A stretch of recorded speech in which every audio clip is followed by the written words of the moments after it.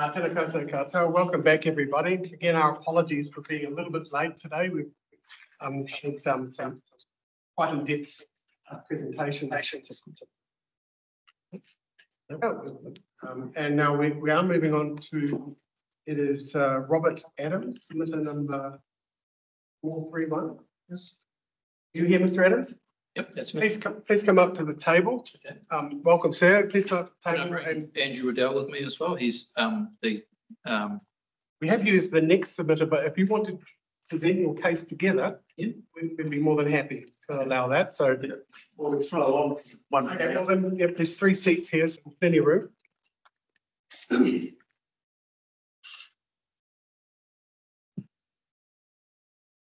Do you have some materials that you want to distribute?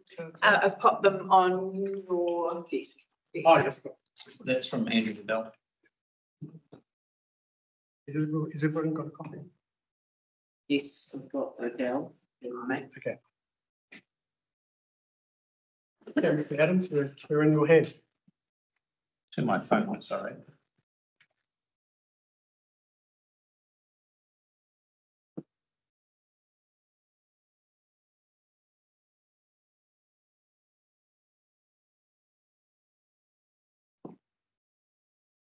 I'm assuming that everyone's read my submission. I'm basically here because my background is I was trained as an architect in the late 70s, 80s, and I've been. Sorry, guys, can we just pause for one moment? I've just had. Can you guys hear us online? Yes. Oh, you can? Perfect. Yep. Okay. Sorry, as you were.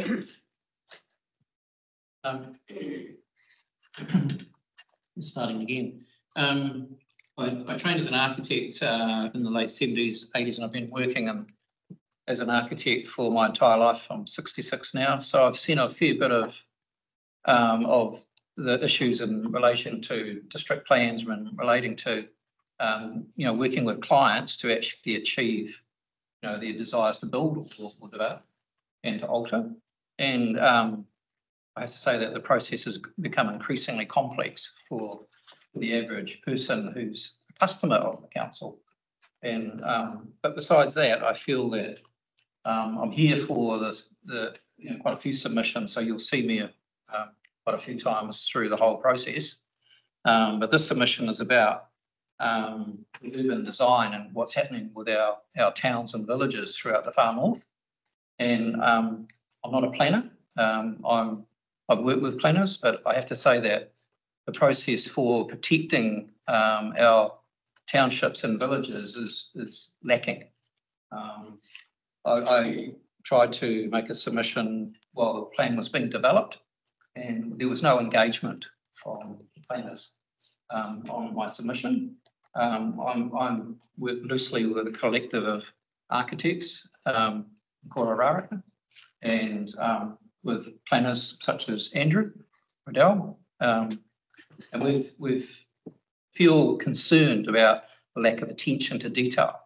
And I can say that there have been buildings that I've seen that have, because people are not educated about the importance of the buildings, educated about what changes can be made that actually keep the character. And most people come to the north, and I'm one of those. I'm a refugee from Auckland, but my ancestors come from the far north, from Kaikohe and Pianga. And I'd like to see, what we see now protected and stay there. And there's those structures that are in a lot of the towns are not being protected. They're not being looked after. And I have to say too that in discussions with local marae, I'm involved in quite a bit too in Kororaraka. They have concerns about the protection of ancient par sites. There's 2 in Russell that are not registered as far as I can see in the district plan. And so I've spoken to the chairperson of the marae, who asked me to make that comment on her behalf, and she's going to add some more material to my material. She can't be here today, but she would have wanted to say that. So my concern is that the structure of the planning for the far north, which starts with the policy statement, which is talking about design guidelines. If you've read that document, it's basically saying that the Far North District Council needs to actually put into place processes for people engaging from each of their communities to protect their environment, which is protect their buildings and the character of their neighbourhood. And a lot of the submissions that came under urban design, you can see there's a groundswell of people who want to be engaged in their communities with the process of protecting their communities and the urban design. And that is not being undertaken by the Far North District Council. The policy statement states that there should be a process in councils to educate and encourage and have uptake from the community and engaging with the community to actually produce those policies. Now, I'm concerned about townships like Kawakawa and Kaikohe and Kaitaia who have no protection, and there are a significant amount of buildings and character in each of those towns that is not being looked after. It's okay for Russell, the Kororaraka. We've fully engaged in that community. You try and change a building in Kororaraka and we'll hear about it from Holton. But elsewhere, and I guess that's the same Manganui as well. I think elsewhere, people are just so busy with their lives, they don't have the opportunity because there's no leadership from council. Council need to provide leadership to start the process so that we can actually engage and actually protect what is really special about our townships. I think that's about all I had to say for my 15 minutes. Do you want to take over, Andrew? Yeah. So I've got a prepared white-pager with lots of white paper, like white bits around it. I'm Andrew Riddell. I've lived in Kororaraka for over 40 years. I'm a planner, a resource management planner. And I've,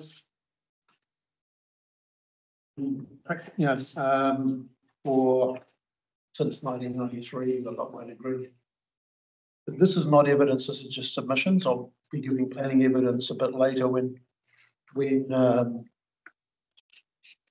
there's more, I've got more detail in the submission, and it'll be up to you at that stage to decide how much weight you want to give to my evidence, given that I'm giving evidence on my own submission.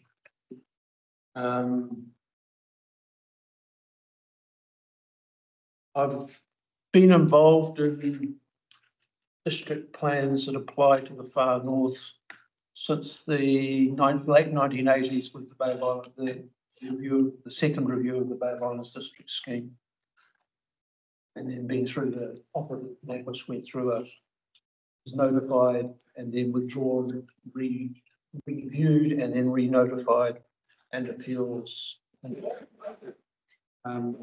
So I think I've got quite a good bit of institutional knowledge about what's in plans and why they're in there, because I've tended to go right through quite a bit of far too much appeal mediation and hearings on plan divisions and things like that. So I've got a reasonable background in that sort of thing.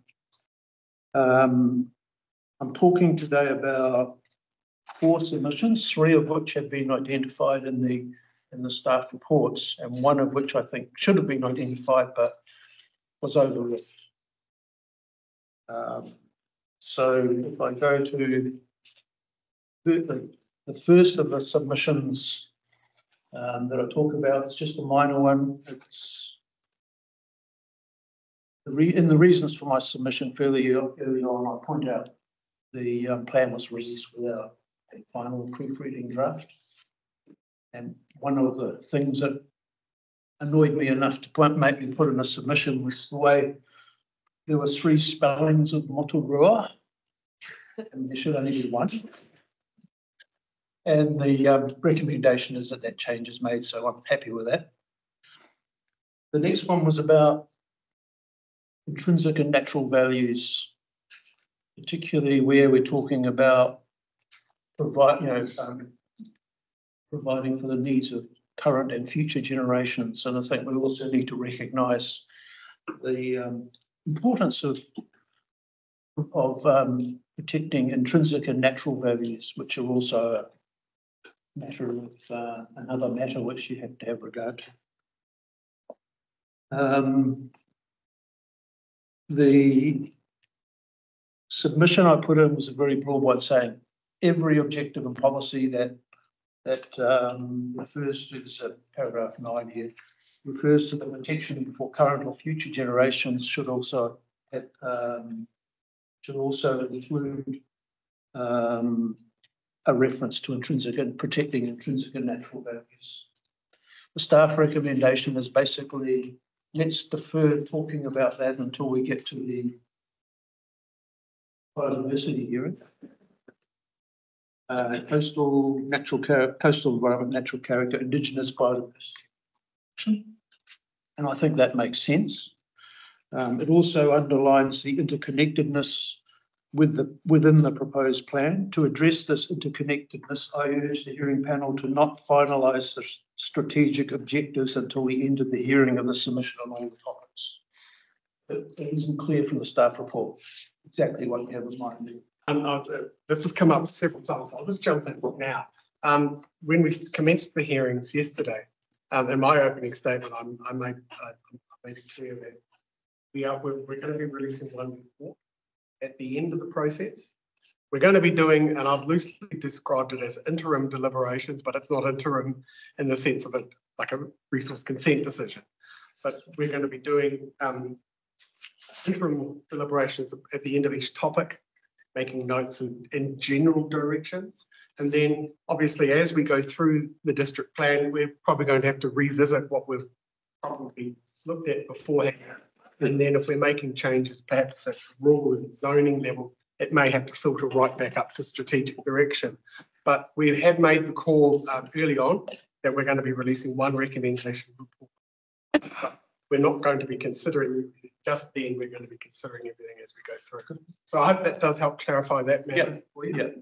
And I returned to that theme a couple of times further on. Which yes, that's why I thought I'd just jump in and sort of reassure you at the start. Okay. I do note though that there's two strategic objectives which strictly meet my meet that release sort that I have. The strategic directive SDCP04 on historic and cultural wellbeing and SDNE06 on strategic natural areas. And arguably the submission would also apply to the strategic natural environment strategic objectives 3 on active management and 5 on natural character and outstanding natural features and landscapes. I accept that it's not necessary to add intrinsic and natural values to the strategic objective relating to historic and cultural wellbeing. But I will be returning to those 3 natural environment strategic objectives when we have the Indigenous biodiversity hearing. So just to turn now to the urban design overlays and assessments, that starts at paragraph 17. I support the submission of Robert Adams about urban design overlays and assessments in my further submission. In support, I seek to focus that release by saying that we should be looking at a new objective policy and methods added to the development, added on the development in the district plan of urban design overlays, guidelines and assessments for far north towns and settlements. There is already a body of work related to urban design overlays that has been undertaken in the far north and which is partially reflected in the historic heritage provisions in the operative and proposed district plans. The most well-developed of these are the heritage precinct and heritage buffer area provisions of Kororaraka, development of which I've been involved in since the second review of the Bay of Islands district scheme, with an appeal by my wife and I, which resulted in the introduction of the Russell Township Basin and Gateway area to the operative plan. The District Council has accepted a design guideline developed by the late Jeremy Salmon for Kororau.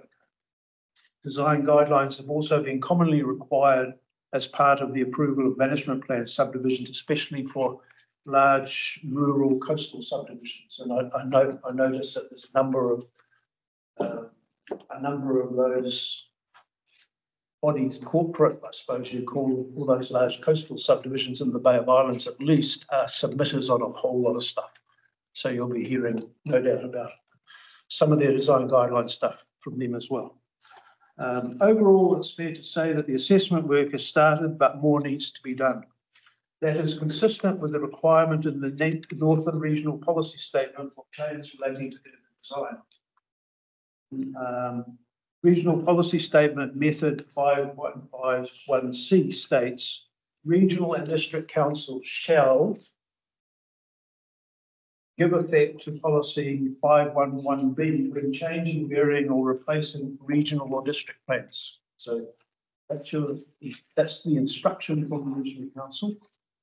And then policy 511B is subdivision use of and development should be located, designed and built in a planned and coordinated manner, which is guided by the regional urban design guidelines of Appendix 2 when it is urban in nature. So I think that the question becomes, and it's something that'll come up probably in more detail when we get to the residential and the subdivision and the mixed use zones and things like that. How well has the council carried out its duty to provide for subdivision use and development in a planned and coordinated manner, guided by those regional urban design guidelines in Appendix 2 of the Regional Policy Statement? The Regional Policy Statement design guidelines are not the design guidelines. They're really a guide or a template to how to write them, what the matters you need, what matters you should be covering and things like that. So they need a step further than what's in the Regional Policy Statement.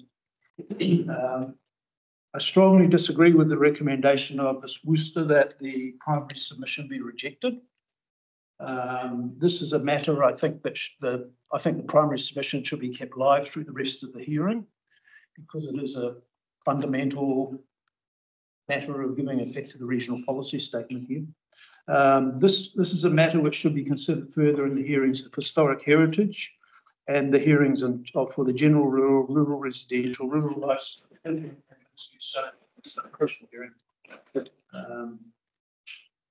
I'll just talk briefly about social prosperity strategic objective SDSP01 as notified is consistent with a strategic urban design approach, notably because of its reference to sense of place. Ms. Worcester recommends replacing the term sense of place with what is a very incomplete summary of its concept. I disagree with deleting sense of place from that objective. Sense of place is the whole point of urban design assessments and overlays. Transport. I now come to the one which I think my submission applies to, but didn't get covered. And my submission point is recorded as 431151 to 155 has been overlooked in the discussion of strategic objectives SDEP04. There is discussion in the staff report on the other submissions seeking the amendment for this objective to active transport such as cycling, walking and multimodal transport.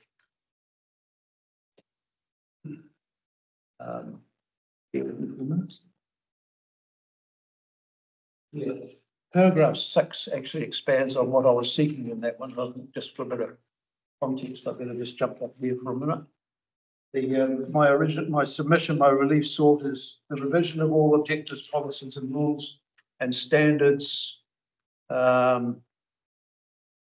relating to providing for, and then you've got to delete S43115112, vehicles and roading to place much more emphasis on providing for cycling and walking. So when I'm talking in paragraph 32 and 33, that's what I'm talking about. That particular submission. There is discussion in the staff report about seeking the amendment of this objective to active transport such as cycling, walking and multimodal transport. Such changes are consistent with my submission and I support them. The staff report recommends the addition of an to the objective by adding the word that the transport network should be safe, efficient and sustainable. However, any reference to a multimodal transport system is rejected. I disagree with that and consider it important that the strategic objective refers to a transport system which is both multimodal and integrated. Just referring to an integrated transport network introduces unnecessary uncertainty. For example, it could be limited to a transport network that integrates state highways and local roads.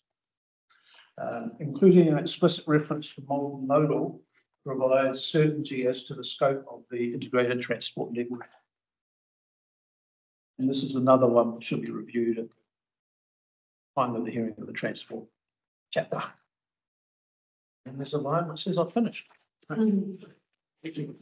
Yes, thank you very much. I got from reading your submission that you're going to be back at additional hearings and you raise a lot of matters that relate to the other topics that we've got coming up. But thanks for focusing in on these strategic matters and this evidence. That's quite helpful.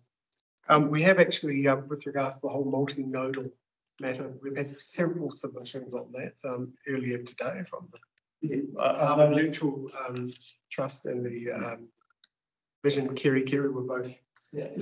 Two things. First thing was I forgot my hearing aids. Okay. And the second one is, yes, I noticed that there are a number of submissions about multimodal cycling and even design from NZTA. Yes. So it's been picked up by other submitters today. I'll just see whether any other commissioners have got any questions for you. Perhaps for Mr. Adams, I mean, or perhaps for both of you, the urban design concern that you've got, I mean, what's the reality of us being able to do anything through the district plan on that? I mean, we could introduce an objective or a policy or the like, but really there needs to be a council initiative to actually implement an urban design plan for one or other of those settlements. Yes, I agree. I mean, there's always the theory and the practice, isn't there? And that's the issue I have as a practitioner. If the framework and the leadership is there, then people will step up. And I think that's one of the things I offered in my submission, that there are many architects that I know that would be interested in actually helping the council with this.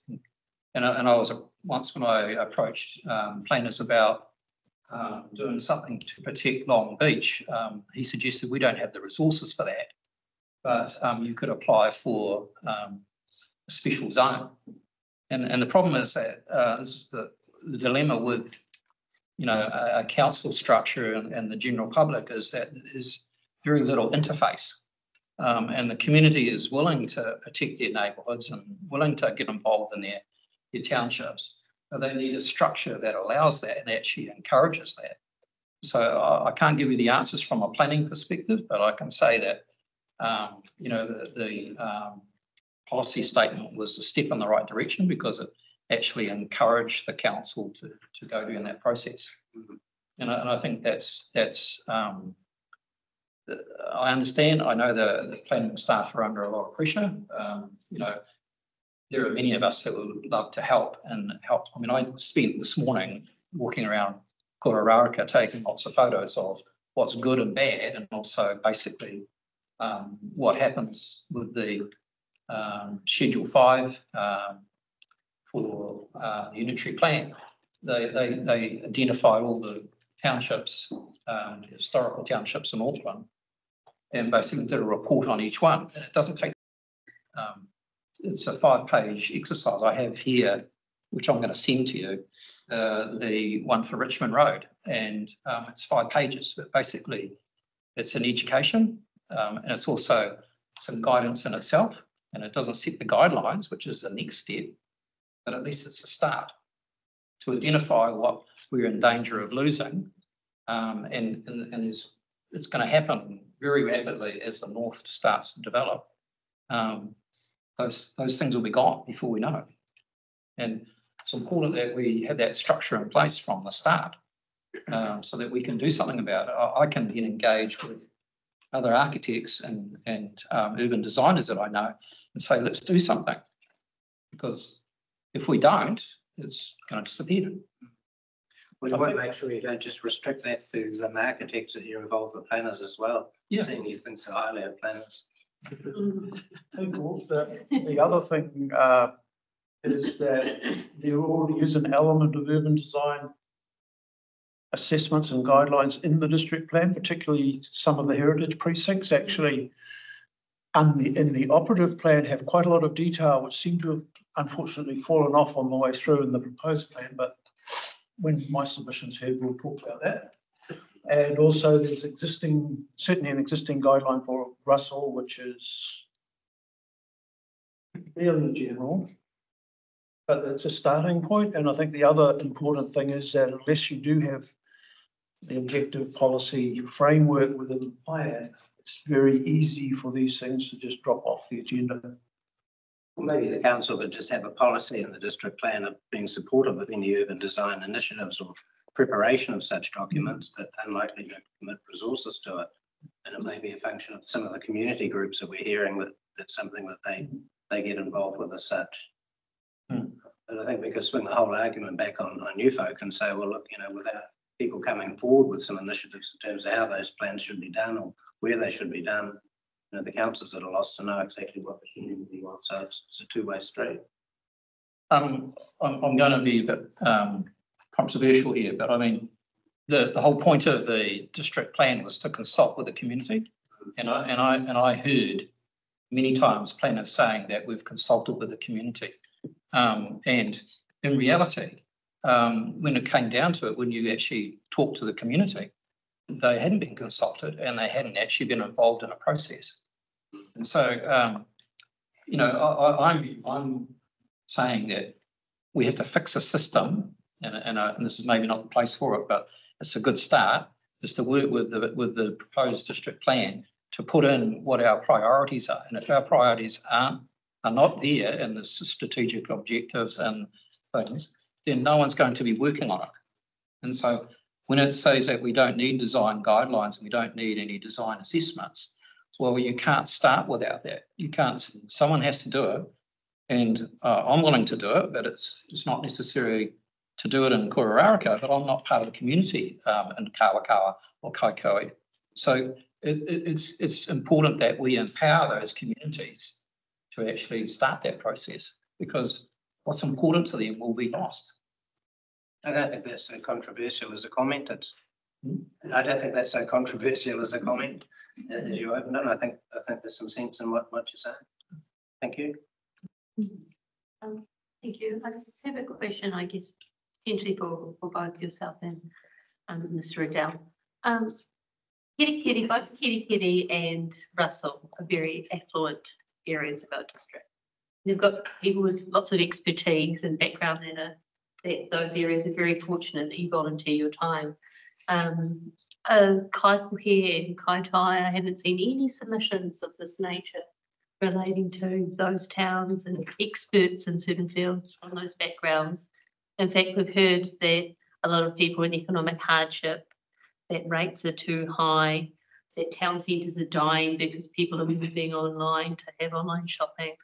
And we've heard that people actually want the town centres and, as you would call the high streets, to have improved amenity, be more upkept. Do you think that what you're proposing will create a financial implication for those townships, and have those landowners supported that?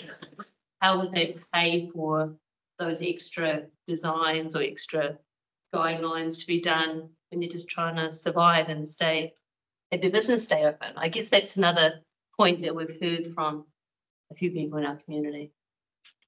Currently in Kororaraka, we're undergoing an exercise which is called placemaking. And there's $100,000 being given for that. Personally, I'd rather spend somewhere else on looking after another town. I'd agree with that. And that's council money from the community board. All I can say is that we survive a lot on people coming to the north to have a look and spend money and time here. And it's not exclusive, but I mean it's people's homes. But equally, you know, Kaikohe, for example, was one of the most unique towns in the world. Street. If the danger is that, sorry, I lost my track before. The key for me is that revitalising a township is not about you know, spending money on buildings and things. It's actually having pride in where you live in your town and what's important to you. And having those conversations brings out people from all sorts of places to volunteer and help. And I think that's important for the towns of the north. Kaikohe is another example. I'm related to about half of Kaikohe. You know, there's family networks and connections that spread throughout New Zealand, and people will come from all over the place if they want to look after their town. And you have to have that model to actually inspire people, because then that brings people there to actually spend money, and that revitalises the economy. And people are proud of, you know, what they have in Kaikohe. And we saw that happening with the new library. I think that needs to happen. That needs to happen for all the towns. That there's a sense of pride and engagement with their town and the structures of government that actually support that. So I think it's money well spent in starting that process. I was involved in the placemaking process in Beach Haven with a small park, and the council hired outside consultants, and they gave us one of these modern sort of things that nobody really liked, you know, and we were that close to actually being forced to take it because it was a consultant that did it for the community. Someone on the community board stood up and said, no, we want to listen to the locals, and the locals had designed it and did it in the box. And we were really proud to actually have what we designed built. And it transformed Beach Haven. People were so proud of their park. It was right in the centre of Beach Haven. So it can be transformational, and it can actually, you know, revitalise the townships.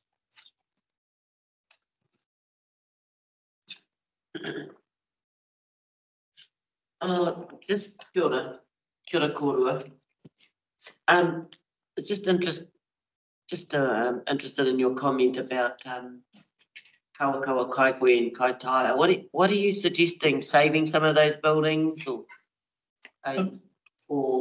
It's not for me to say, but I mean, but you know, the important thing is to ask the locals what they want to save and what they think, what they like about their township. And it starts off with a whiteboard, and you just have a meeting with the community and start talking about ideas about what they like and what they don't like. And it actually usually forms a pattern, and that pattern you can actually articulate, and people become more and more involved. And when we did that with the Beach Haven Park, it was about the kids. You know, the kids wanted to have a playground, and so they were some of the main drivers.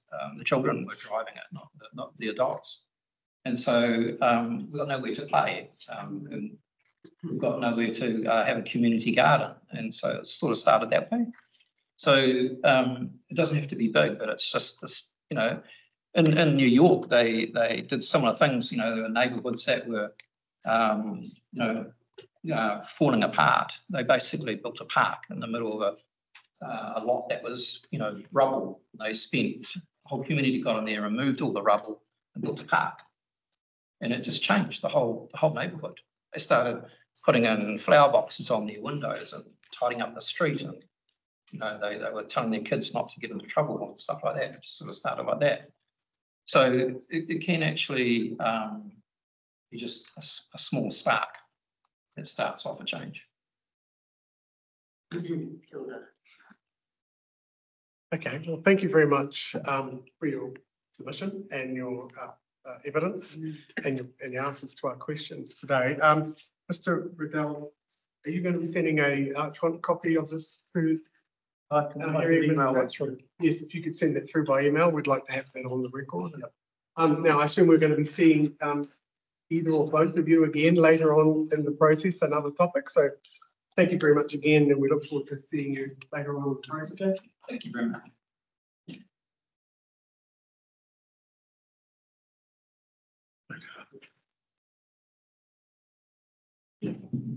Seen a message popping up saying something. Okay. That's saying. It's saying. This thing, Kiwi Fresh. it's on your, Yeah. that one there. Yeah. No operation. Okay, so Kiwi Fresh Orange Company Limited. Because there's Not sure, nothing online. Is it just coming You on? feel free to bring Yeah. up additional chairs. That's right. Wow. So you're our last submitter for the day. Yes, would you like us to go fast and get an early finish? Well, we have been running a little bit over time, but I think we've asked for probably 2.5 hours. Yeah, I think, If we stick to 2.5 hours, we're still gonna hit 5 o'clock. So and I how think, do we make that target? I mean, that's very good for me, so I am, I've been flat out aspirationally out of Kaikohe.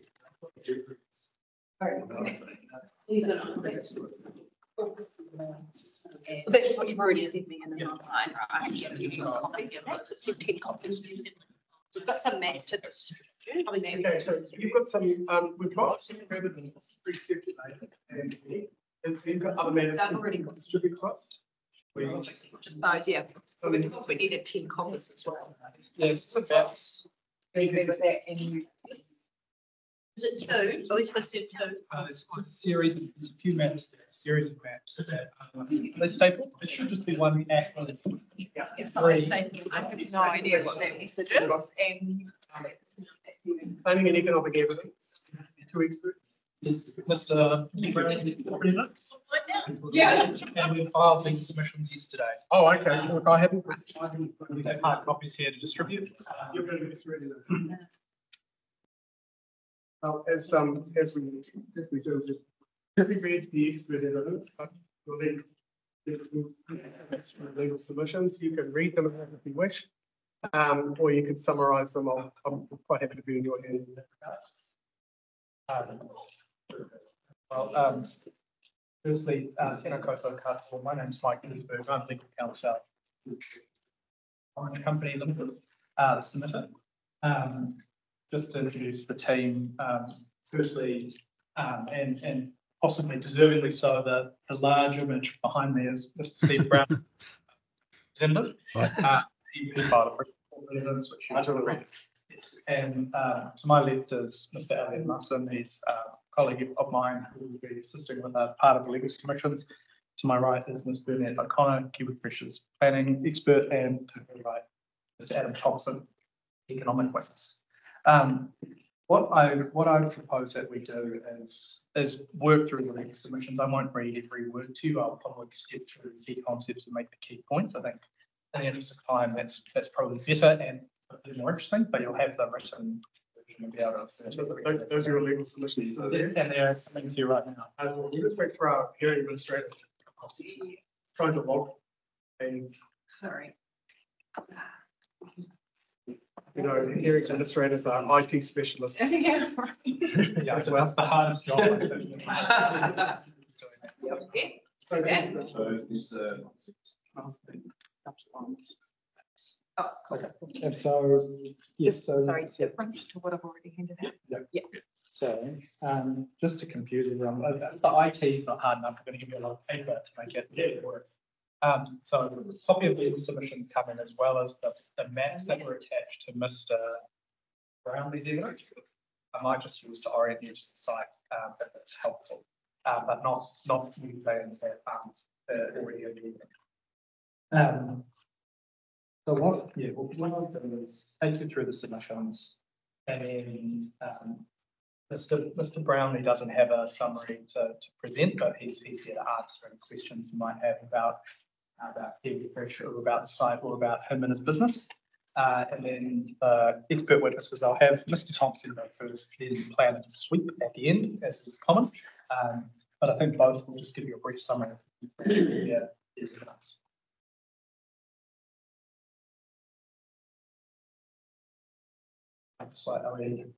I've got two more to go over here. Sorry, I should have organised those. I apologize for that. No worries.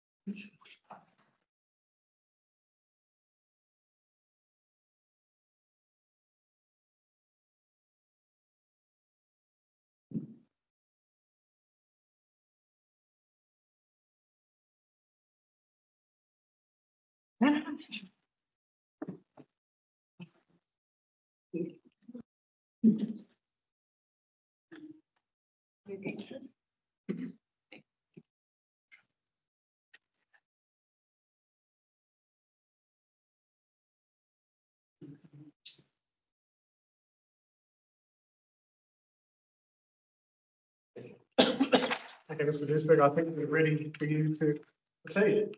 Thank you, sir.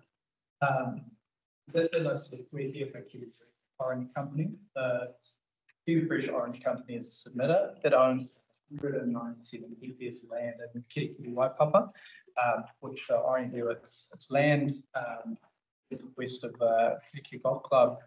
It's east of State Highway 10, and it sort of is it's the piece of land that is really the key to Kirikiri and Waipapa. It's a big chunk of land in there. It was, as Mr. Brownlee explains, it was purchased for the purpose of growing citrus fruit, hence the company name. But regrettably wasn't found to be well suited for that purpose. It's currently dry stock farmed, but we say it is prime development land. It's well located and represents a great opportunity to achieve an incredible urban outcome for Kirikiri Waipapa. Kiwi Fresh has sought live zoning on its site for residential for urban purposes through this plan. Those issues, the appropriate zoning and other provisions that may relate to the development site are a matter for subsequent hearing topics. I think predominantly for hearing 19, the rezoning hearing, and possibly through some of the zone hearings. So we're not here to talk to you about that issue in detail today. Kiwi Fresh did make a submission that is highly relevant to this first hearing topic, and its submission is about how the proposed plan and the National Policy Statement for Urban Development relate to one another. And the submission essentially raises the question, is Kirikiri Waipapa an urban environment under the National Policy Statement for Urban Development? We say that now is the appropriate time to have this corridor and solve or at least begin to consider this question. And the reason for this is hearing is supposed to be considering strategic direction, and it is an important strategic issue.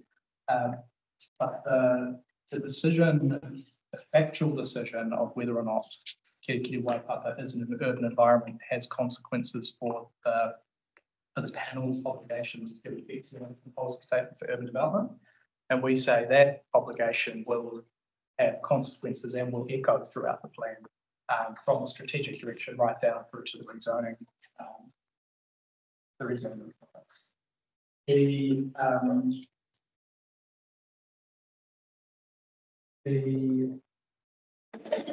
Sorry, just skipping ahead. So I'm sort of working from paragraph 7 now of the submission. So to determine whether the proposed plan must give effect to the National Policy Statement for Urban Development, we say that the panel needs to reach a view about whether or not it contains the district contains an urban environment.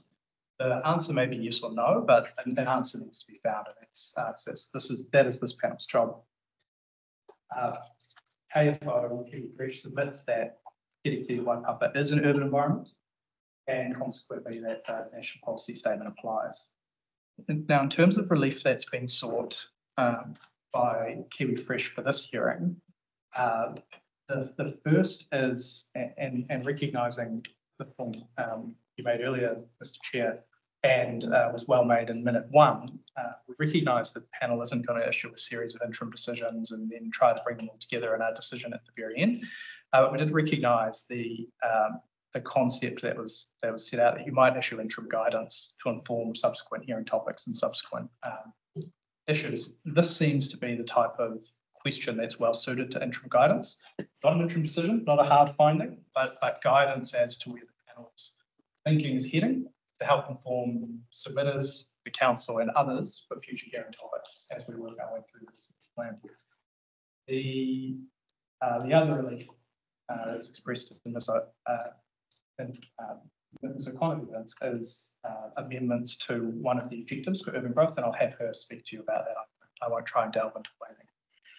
So, as I said, pre-filed evidence from Mr. Brownlee, Mr. Thompson, Ms. O'Connor.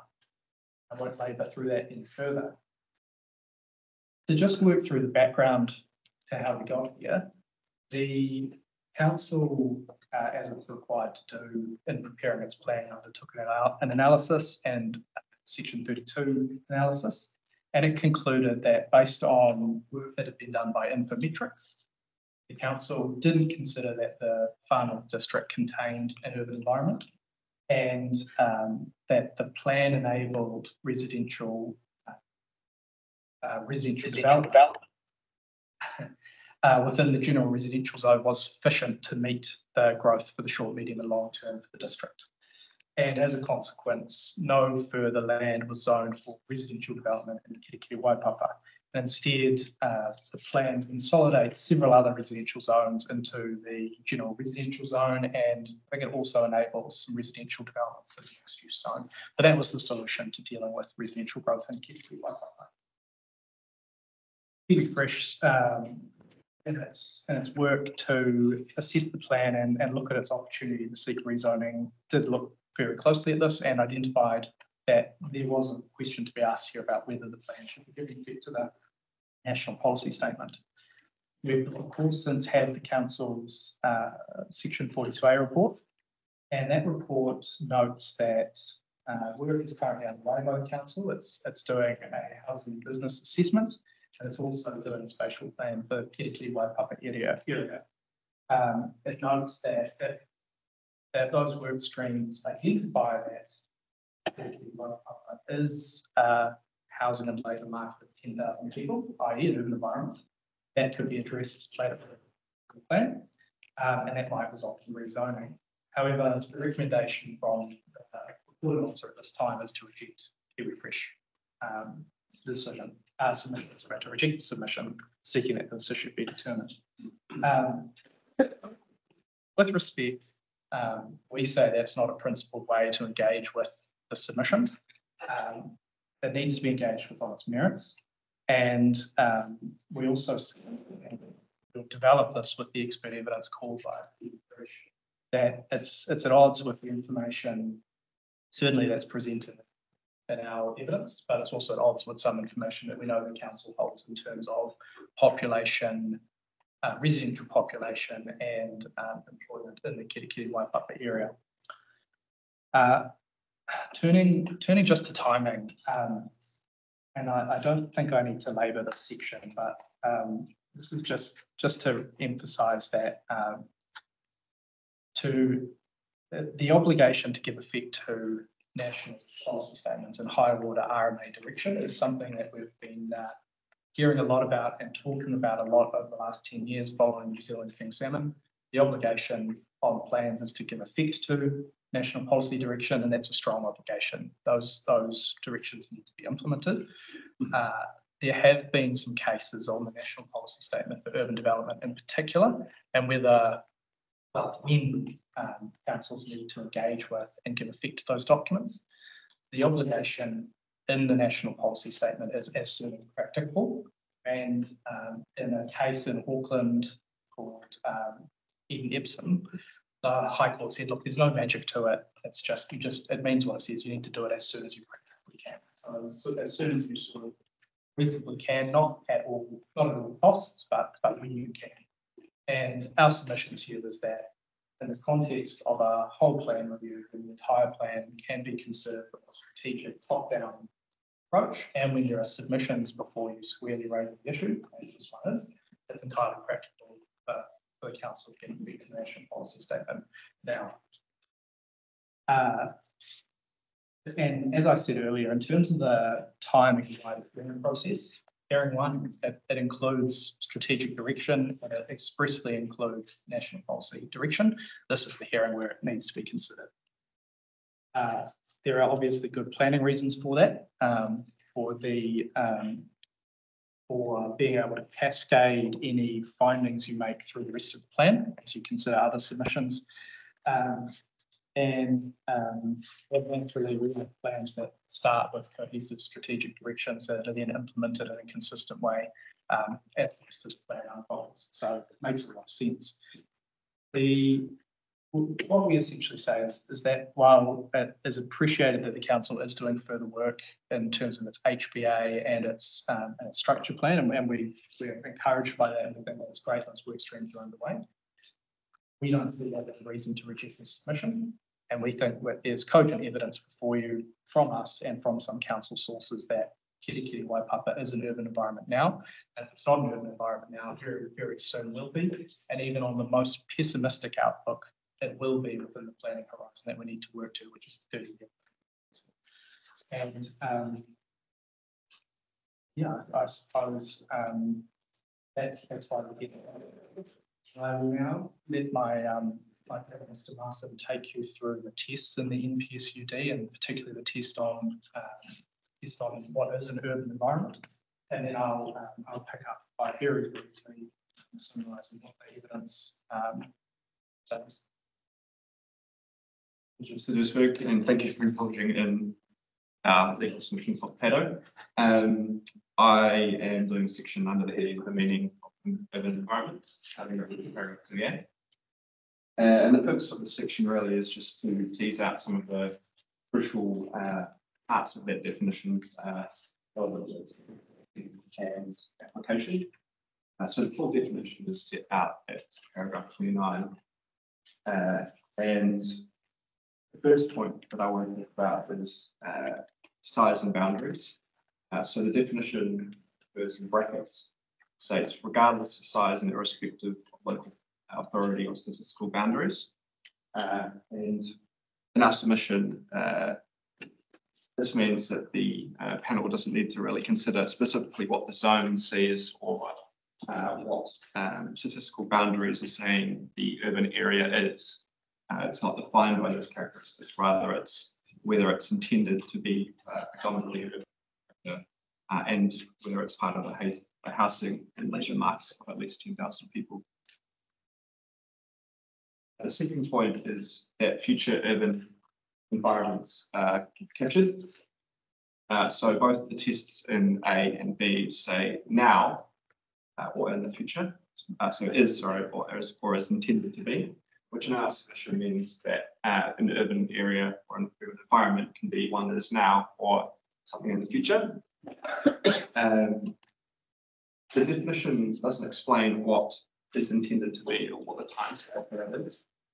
And in our submission, the timescale for when an urban environment could be, or is intended to be an urban environment, is for the long term.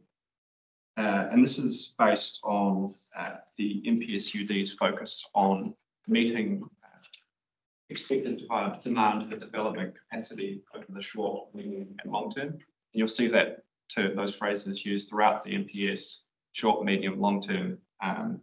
So it's clear from the NPS in our submission that you're looking at whether an environment is going to be an area, sorry, is going to be an urban environment in the short, medium, or long term. And it's about sort of two components to it. So you're projecting what you expect the demand in terms of the housing and labour market will be, but also you need to meet that capacity. And so you're, on one hand, you're having to project long-term to ensure that you are meeting that long-term demand. And so it goes hand in hand in terms of you're looking to the future, in terms of projecting whether you are in an environment and meeting that capacity as well. The third point that I want to talk about was the character of the zoning, and this comes out of the phrase in paragraph A of the definition, which uses the language predominantly urban in character. Quite interestingly, it doesn't refer to zoning, it refers to character, which I think is a crucial distinction. And then our submission, the reference to character means that the urban quality of an area is assessed by its function, the function of the land within the area rather than the underlying zone. And this is relevant to the way Mr. Thompson speaks in his evidence about lots of 1,000 metres squared, 5,000 metres squared in his evidence, the function of those lots within the Kaikohe 500 area.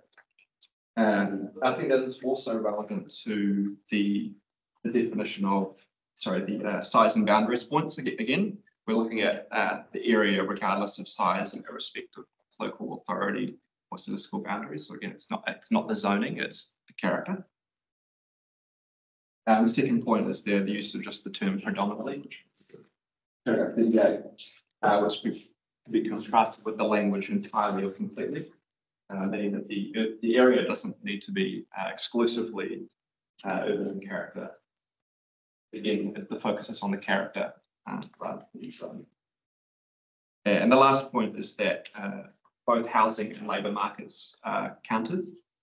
So an urban area or an environment includes its housing and labour market. So each of the component of whether an area is an urban environment. So in paragraph 39, I've just sort of spelled this out a bit more clearly than what I've stated, but an urban area is not assessed solely by the number of people who both reside and work, but it includes people who are part of the housing market and don't work, and people who are part of the labour market but don't live in the area.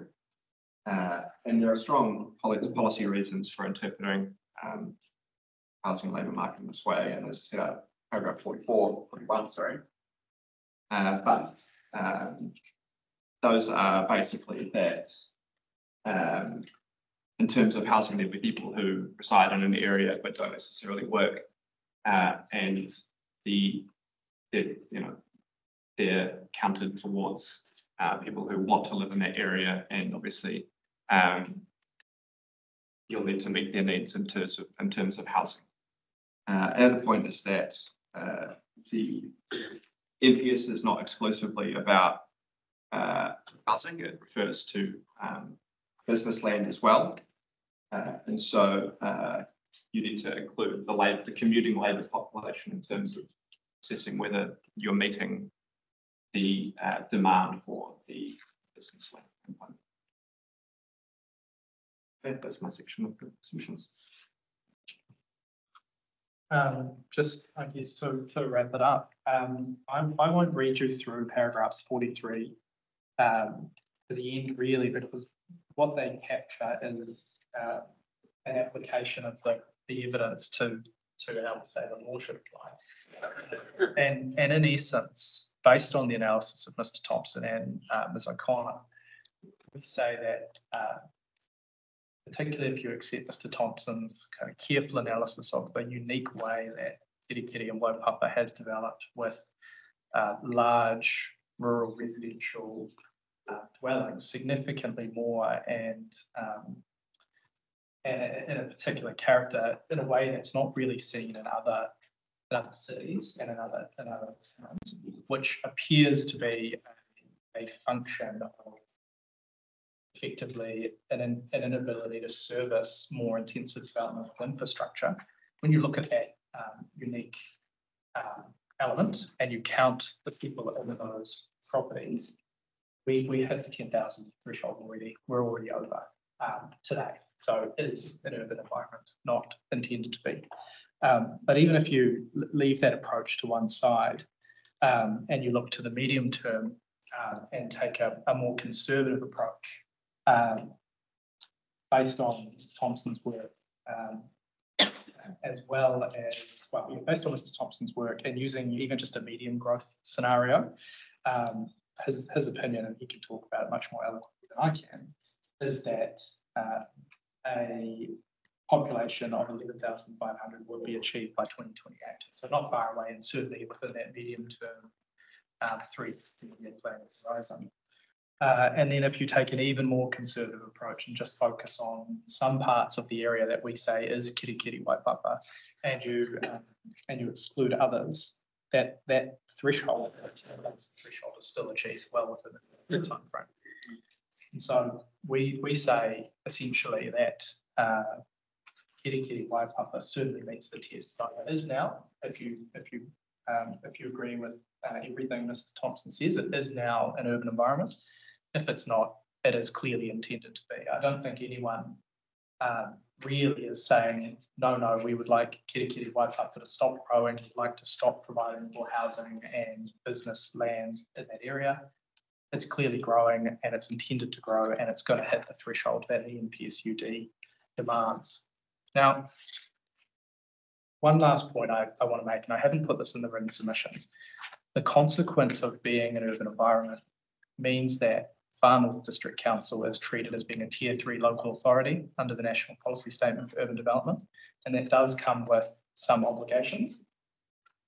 The thing is, in my submission, those obligations are not onerous. It essentially requires the council to plan for growth in a slightly more formalised way. And it's very similar to what it's already doing in terms of its housing and business land assessment. It requires kind of an ongoing focus on that growth and some reporting. But beyond that, being a Tier 3 authority doesn't come with the obligations, for example, of being an Auckland Council, a Tier 1 authority, where you've got to do a whole range of additional things under the NPSUD. So I really just want to emphasise this isn't a scary finding to make, and it's not going to lump the council with a wide range of additional obligations and costs. And these are things that, the main things that the council is required to do are things that are done through the district plan in terms of making sure there's sufficient land zoned, and possibly thinking a little bit harder about infrastructure, but we would say that's something that should always be thought of by a district council. And this, well, those are the legal submissions. I'm very happy to answer any questions you have on the submissions now, or if you prefer. Yeah, thank you. We're keen to get into the expert evidence, but I just wanted to dwell maybe on this definition matter. My first question here was going to be if Kirikiri's an urban environment, is the whole district Tier 3? So thank you for confirming, conceding that. Well, so the council becomes a Tier 3. Yes. Council. Yes, but it's like focus on the can't just- NPS obligation becomes on its urban environment. Yes. Yeah, it's like you can't be a little bit pregnant. That's Kirikiri right. Yeah, is an urban environment, the whole district is tier 3. it becomes a Tier 3 council. So I suppose on that, quite a lot rides on that. Instrument that's been prepared under one presumption, and then it suddenly moves to another. Yes. And then there's the implications that ripple from that. So I think it sort of weighs on us that this is quite an important determination to make. The thing about the NPSUD, and it winds me up every time I read it, is that it's very directive and really vague at the same time. And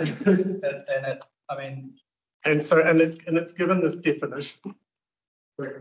And my put it into a question rather than a statement, and is that with this 10,000 population, which is quite a directive number, is there any guidance? I don't think there's any guidance necessarily in the NPF, but in the other guidance documents that the MFE like to write, is there any guidance in any of those things that give us any assistance on how to calculate it, define what that 10,000 is? Well, I suppose two things. The first is, as a matter of practice, the Environment Court and the Superior Courts have been very scathing of people who make submissions based on the MFE guidance that's been produced after national policy statements like this, you know, the post facto. That's because they've been interpreting them as the NPS themselves. Well, that's right. And so I'm always reluctant to open up the post facto guidance, both for fear of getting my hand slapped by the Environment Court, but also for, you know, I don't want to mislead the panel. But on something like this, yeah, that's where sort of NFE guidance could actually be quite helpful. Yes, so too many, you've got a population of 10,000. We think you might want to consider the following things. Is there any of that? Yeah, I have looked at the guidance that has been issued on the NPSUD, and I didn't identify any specifically on this test. I'm just going to look over at the experts, and I don't think so. But yeah, Mr. Thompson, run through and check if there's anything on the 10,000 and stuff. I went to go look myself, and I thought, no, I'll go ask the very experienced. No, I'm glad you did, but yes, neither Mr. Thompson or I have been able to find that. What perhaps Mr. Thompson could do is talk to his experience with other councils and what the approach they're taking. But I think the NPSUD, unfortunately, you're quite right, sir, it is directive and I think that's intentional because it leaves it open. Next question. Yeah, I think it's intended to leave it open to councils to set the boundary for their urban environment in a way that makes sense in the circumstances of a particular district. Yes. So if we were to interpret that definition as being deliberately vague, does that mean then that it is allowing some quite broad discretion to decision makers to make that call, depending on the context, circumstance, and other matters? Yes, I think so. And I think that's what follows from your submissions, doesn't it? Yes, that's right, sir. And then I think in both in law and in planning, context is everything. Where you might draw an urban boundary in the context of a unique place like Kirikiri Waipapa would be very different, I think, than where you might draw an urban boundary in the context of a town in Canterbury. You know, particularly for the point that Mr. Thompson makes in his evidence about the proliferation of that rural residential offering that really is just used for residential purpose. So I think, yep, that vagueness is intended to provide flexibility for changing different circumstances. Okay, no, thank you for that. And I just have one more question that's to your colleague. Is it Marcin? Marcin. What does the NPSUD mean by statistical boundary? Statistical boundary. What's a statistical boundary? That's not a term I've come across as a planner, and I'm just wondering where that came from. Economics? Not sure. I can address that if it helps. So that I assume refer to the Statistics New Zealand boundary areas. So district, historically census area unit and Neshbog, but now statistical area 2 and 1 respectively. So those are the, I guess, somewhat arbitrary lines in the sand that you rely on to estimate population. So that's a boundary that's defined for statistical reference associated like census. Don't be bound by that because this is a completely different instrument. That's correct. And if you take an extreme scenario, a town may venture across across 2 districts with the boundary through the middle. I suspect the point is not to cut off with that arbitrary line. Okay, no, thank you. That's helped clarify. And I was scratching my head on that last night. It is a tough one, and I had similar questions, but then I realised the good thing is it's saying you don't need to worry about the statistical boundary, so it gives you flexibility that the department, which is I just needed to know what it was that I wasn't supposed to be worried about. I did have to ask Mr. Thompson what SA2 was short for when we were preparing for this case, so I've definitely had similar questions. Okay, well, thanks for those clarifications. I'll just see if the other panel members have some questions regarding those legal submissions. No, we're planning one about definition, the character aspect. That's probably the next part. Okay, well, in that case, we'll move on to witnesses. So first up, I might turn to Mr. Brown, and as I mentioned, he hasn't prepared a summary. His evidence itself is very short, but he's here in case you have any questions you'd like to ask of him on Kiwi Fresh, the land site, or anything else. And he joined us from the sunny Hawke's Bay. Light in the background, it might be slightly sunnier than we are here. Well, good afternoon, Mr. Brownlee. Welcome. Just need to take yourself. Oh, off mute, you, so- I think you might be on mute at this point or talking extremely quietly. Hi, sorry about that. No, it's great. We can hear and see you loud and clear. What is it you want me to comment on? Do you have any evidence to add to what's already been circulated? Are there any other matters that you'd like us to be aware of? Oh, no, I think the experts you've got there cover everything a lot better than I could. Okay, well then maybe we'll keep you online in case there is any question that might be better answered by yourself. Maybe Rightio. it's a site-specific type matter, so. That'd be great, thanks. Thanks, Steve. Thank you.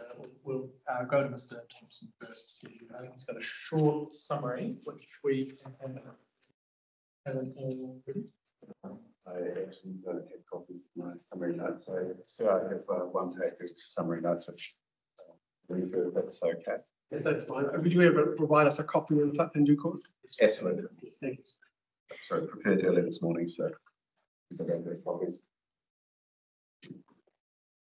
Whether Kaikohe Waipapa currently has an urban population of 10,000 depends on the geographic area used to define the urban area and the timeframe that is considered. With regard to the geographic area, the Far North District Council appeared to have the view that the urban area is broadly comprised of the general residential and business zones and adopt two SA2 areas that broadly align with this area of zone land. In my opinion, the urban area extends beyond the general residential and business zones and includes the surrounding rural. I adopted 4 SA2 areas that broadly align with this area of zone land. There are several reasons why I reached this conclusion. The rural residential zone has more houses, around 2,000, than the general residential zone, around 1,400. The rural residential zone properties have been taken up in large number compared to conventional suburban residential properties, and this is due to a historical lack of infrastructure. In particular, the rural residential houses were taken up as they have potential for on-site infrastructure that rely on the main system. Rural residential zone properties are relatively small, in the order of 1,000 to 5,000 square metres. Based on the study I presented my evidence, are almost entirely used for residential purposes and have practically no rural activity present. Residential function and absent of rural function, in my opinion, define these properties as urban. The definition of urban environment includes a labour market population. I consider it reasonable to add those people travelling into Kaikohe Waipapa for work to the total population. This would effectively be a daytime population. In total, 1,600 people travel into Kaikohe Waipapa each day. So just clarification on that point. The way I consider the 10,000 population is the combination of people coming into work and the people that reside in the area. They work in the area or travel out for work, but at any one point, they're either living in the town during the day or people coming in the day. So it's effectively a daytime population. The way the definition is written, you could potentially add the people that work in the town as one, and the people that live in the town as one, and the people that as a residential population, and the people that live in the town and work in the town as another head of population, but I don't think that's practical. I would consider it a daytime population as the practical population. I understand that the Far North District Council urban population estimates do not include the additional workforce population. So I think we refer back to the reports, they look just at population and don't consider the labour force coming in during the day, which I think is a key point of distinction. My evidence provides a range of population scenarios in terms of geography and timeframes. In my opinion, the threshold of 10,000 people is currently met. This accounts for people living in the suburban and rural residential properties, as well as the additional population travelling into Kaikohe Waipapa for work. If a more conservative geographic extent is adopted, I also estimate a population of 10,000 is achieved over time with population and labour market growth. In my opinion, if the population exceeds 10,000, either currently or within 30 years, it meets the definition of an urban environment. It's both will require capacity provisions established in the MPSUD to be applied. I consider a large development such as that proposed by KFO on the site would attract additional people to the district due to its scale and the historical absence of any medium or large scale housing development of this kind. I know that the Far North District Council has historically experienced a decline in young family households. However, in the past 5 to 10 years, this trend has reversed and the district has seen growth in young family households. This is a positive sign for the district, and my opinion signals stronger rates of growth can be expected. That's what I wanted to run through.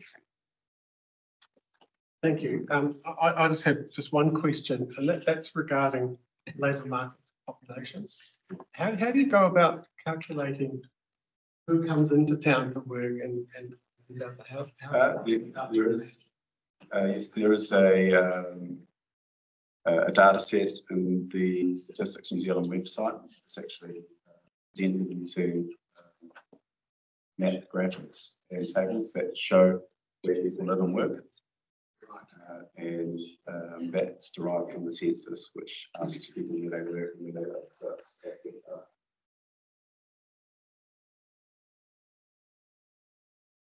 it's Thank you. No, I found the economic evidence really interesting. I think by the time I read it that I was meant to be looking for some questions. So, saving one for Burnett. Thanks. Oh, wait. The next evidence in there. Economics is far more interesting than the. Okay, well, sorry. one more point I should make. The census data from 2023 will be released tomorrow. Oh, really? So Should we assist the panel to provide a summary that's at the district level, and then is slowly released over the rest of the year at the more fine grain level. So if it assists the panel, I can provide a brief summary of the district population and any implications for my estimates of population. Yes, I think we would like to receive that as sort of supplementary evidence as it becomes available. And you're right, some of that mesh data takes a wee while to filter down, doesn't it? Once that. That's correct. There's a slow release of the data. The data we have relied on is the statistics and population estimates, which are reasonably good. Census data is better. Okay, well, thank you for that offer. It's just to say it's not often that we have that level of information available for looking at rezoning or the like as well. Those sort of decisions are made. I wouldn't say lack, I use the word lesser information. Yeah. Okay, thank you very much, Mr. Thompson. Ms. O'Connor, got a summary for us? I'm actually just relying on the executive summary in my evidence because that sums it up, basically. So rather than writing something else or giving you extra pieces of paper. Okay, well, well, let's just read to summarize your executive summary. At least read it. Sorry, would you like me We're quite happy for you to do that if you wish, or would you go straight to questions? I'm happy either way. I'm happy to go straight to questions if the panel. Well, I'll turn to this side of the panel for questions for you. One thing I don't like about commission work is when chairperson often turns to you and say, "You're the planner, ask the planner some questions." It's interesting evidence because of my background, obviously. I actually seriously think it would be useful for us to hear you read your summary before we address that up. You know, got a couple of. I'm very happy to do that. I think that would be well. Okay.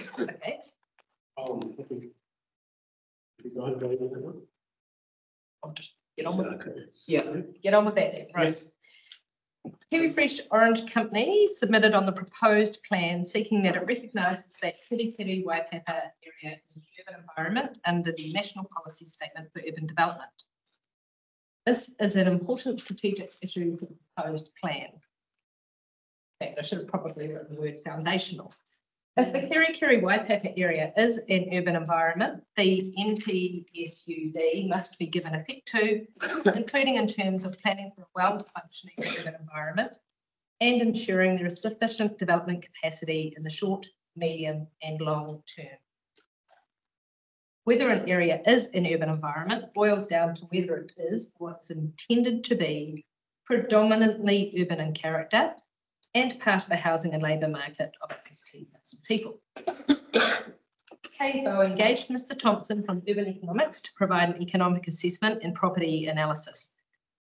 Mr. Thompson's expert opinion is that Kirikiri Waipapa area already meets the housing and labour market threshold of 10,000 people. I am familiar with the Kirikiri and Waipapa area and consider that it already is predominantly urban in character. Considering the existing and planned character, in my opinion, Kirikiri Waipapa is and is intended to be urban in character.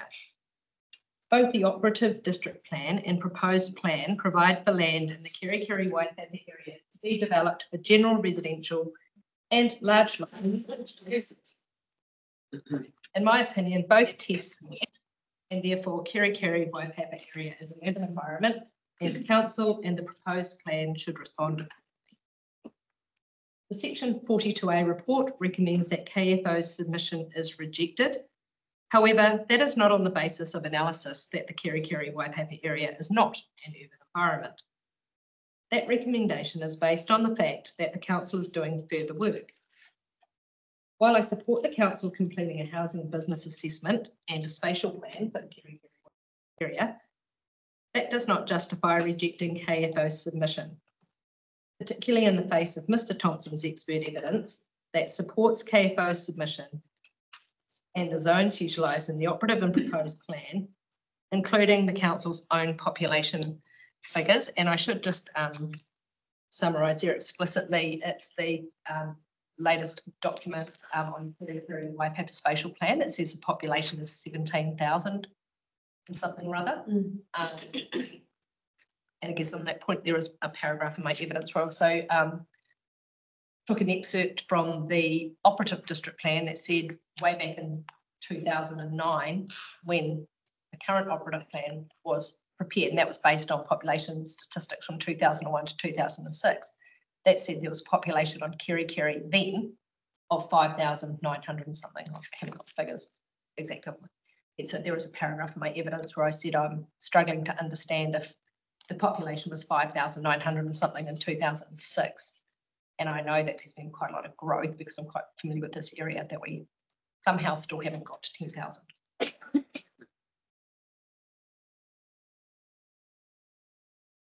It was interesting in Mr. Thompson's evidence how the land use pattern around Kirikiri has evolved. I must say, I would, if I'd been asked, I wouldn't have known, and it's only that analysis that shows, it's the larger lots, which are based on the fact that there's infrastructure constraints, and then, there is in a few sentences that was laid out pretty clearly. But, in terms of those infrastructure constraints, I take it those infrastructural constraints are not applied to Kirikiri so much now? My understanding is there still are infrastructure constraints, but the council is working, as far as I'm aware, to find solutions for wastewater servicing for Kirikiri and Waipapa area. And as we know, sometimes Greenfields development unlocks the opportunities to provide for infrastructure, particularly if something happens at scale. So that's sometimes easier than retrofitting and so could we potentially be looking at an oversupply of, moving on to the large thing about rezoning of that particular area that you're looking at, which, I think we're all reasonably familiar. Would we be looking at a potential situation of overzoning, given that there's potential within the existing zoned area for closer subdivision based on the infrastructure situation improving? Potentially, but I think there's lots of mechanisms we can talk about with rezoning and things when we get to the hearing 19 on that. And obviously someone, even if you zone land, if there's no demand, someone still has to go through a resource consent process for a subdivision, etc.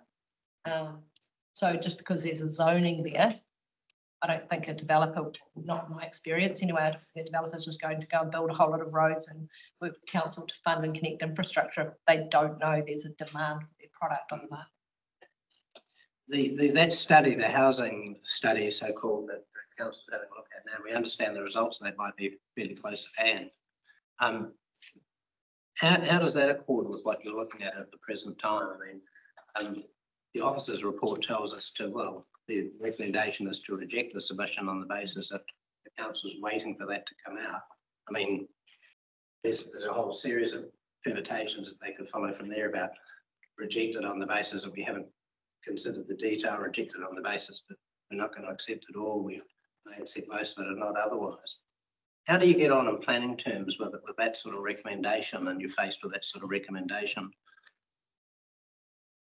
Well, how do we get on planning terms? We've put forward good evidence based on the information we have at the moment, but obviously the decision making on the district plan is going to be an ongoing situation. And I think if information like that comes to hand, that's pivotal to submission points that have been made. The fairest thing is that all parties have an opportunity to see what the information says. Like in the ideal world, we would have a spatial plan ahead of a proposed district plan. We would have this information and we could have prepared submissions in that context. I guess we're making our point clear now based on the information that we've got, and if new information comes to hand, then we'll have to deal with that when we get to the rezoning hearings, unless the panel decides that information may be so critical or pivotal that they give directly interested parties an opportunity to comment on it, or experts to focus, or is there I suppose that's the heart of the question. I mean, is there a mechanism for that being the case? I mean, if someone put the housing study in front of us tomorrow, we said, well, we've got these submitters in front of us, and that's very instrumental to, very important about what they're putting in front of us as well. How could we deal with that? Because the council can't just accept the housing study and decide to follow through, presumably without going out to the public and going out to you people for consultation to some sort or the other. Is there any mechanism by which we could go out to the parties that are submitting through this process on that particular matter, get their views, and then make a decision from there, or do we get forestalled by that study? Well, my understanding is you could, adjourn making a decision on these submission points and waiting for whatever information the panel would like feedback from the relevant experts on. Expert witnesses could conference and come back with a report on who agrees with what and why, or not, or various mechanisms available to commissioners. If I could help A peer review or a the great thing about being a hearings panel like you are is you've got pretty broad powers to regulate your own procedure. You've done that already with minute one, but there's nothing that stops you from adjusting your procedure so long that it's fair and it's transparent. And there's a number of ways you could deal with an issue like that by new information coming from the council that submitters haven't seen, but that is directly relevant. One way is to just call for submissions. That happens usually when you're right at the end of a hearing process and something new comes to light, give people an opportunity to make legal submissions and provide supplementary evidence. But given we're so close to the start, there would be nothing stopping you from establishing a half-day hearing 1A that focuses on you could get a very short brief of evidence from Mr. Thompson providing any change to his opinion after seeing the HBA, the same from Ms. O'Connor, very efficiently deal with it that way. Expert conferencing, of course, mediation, you've got the whole toolkit in front of you. I think the main thing, I think, is what you're getting at, sir, is that making sure that you address the natural justice issues of making sure submitters have an opportunity to see and comment on that new material coming before them that they didn't have before they presented their case. I mean, I was thinking about expert conferencing before, and then I thought, well, that's only restricted to one experts, and those people who are resourced to have them. And two, there's the presumption that there are other people who would have made a submission if they knew that was on the table. So I'm just sort of wondering whether there is a natural justice issue just going down the caucusing route. Look, I think, I don't think there's a pure natural justice issue in the sense that submitters and further submitters that engaged in that part of the process can participate if they wish to. I agree there is a more broad, difficult issue that it's only those folks that have the resources to engage experts. And that's why I think, I mean, the panel may be assisted by expert conferencing anyway, to get a clear statement identifying where the experts agree, disagree, and you know, That would be a slightly different outcome, wouldn't it? It would. That's evidence. It gives you evidence. Yes. And so I think in order to ensure natural justice to submitters and further submitters, I think whether it requires an actual hearing, but an opportunity for people to respond, perhaps provide written evidence, written legal submissions if necessary, and you can decide if you need to hold a hearing, is a very fair way to do it. And it's a way that people don't need to have significant resources to participate. Anyone who's interested in the topic can put something in if you want them to. You might get inundated with things. The concern about only people who submitted and further submitted on an issue being able to participate is a tricky one that plagues planning processes. And unfortunately, I don't think that's an issue for this type of problem. People that are interested in the zoning and the growth in Kiri Waipapa have made submissions, whether it's on this topic or it's on the rezoning topics or the other topics. So the people who care, I think, are involved, and you've probably already heard from a few of them, like Vision Kiri and others.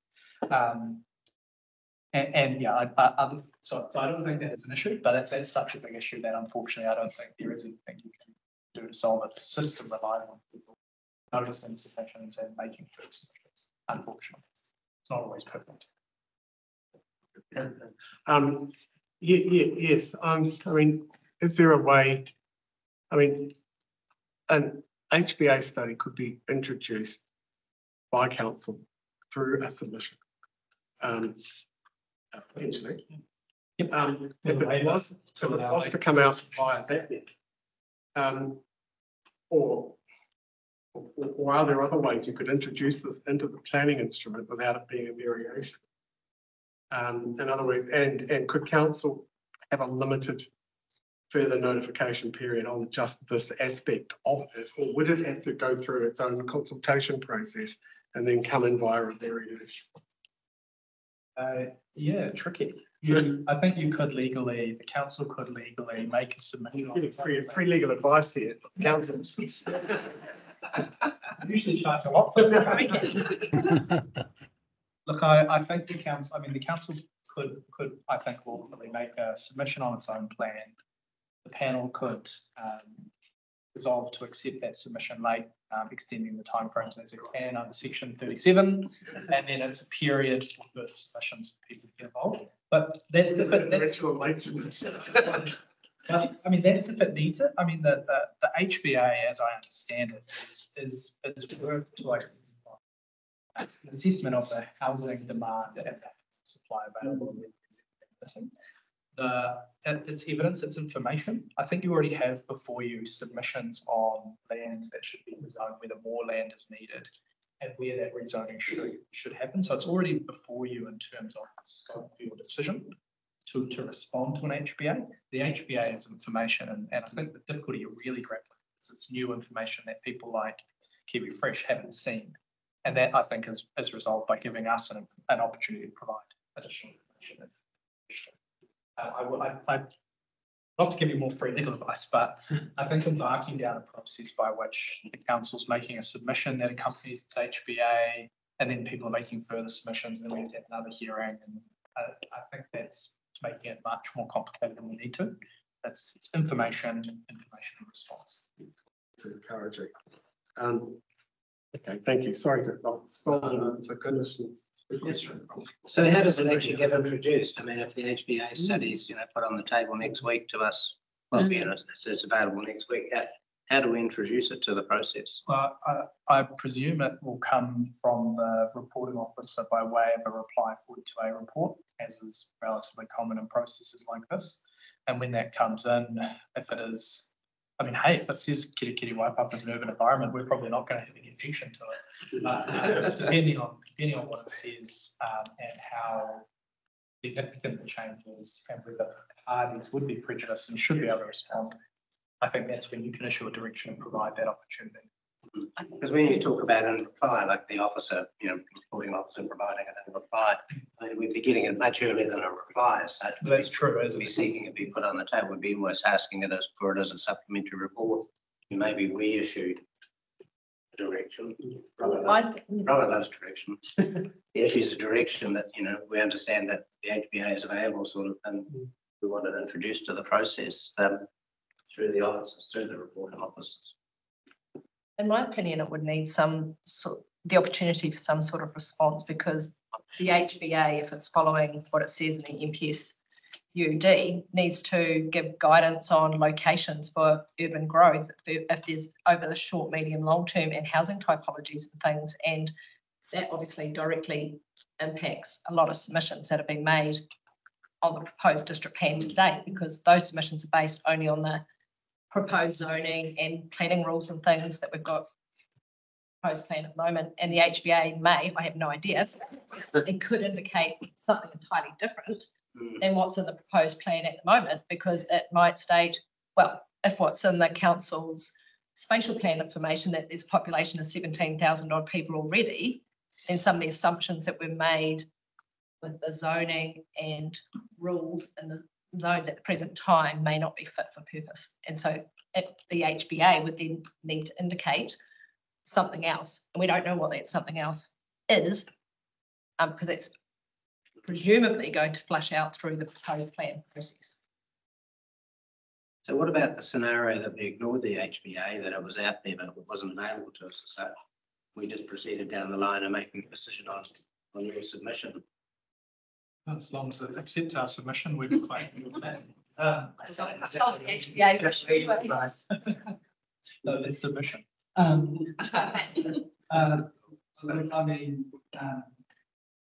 Look, I certainly wouldn't counsel a hearings panel to disregard the best available information to it.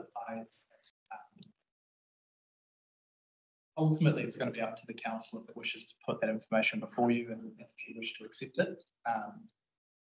I think we're early enough in the hearing process that this isn't kind of coming in by a late wind, 2 days before you're making your decision at the end of your statutory timeframe and putting your branches from the future.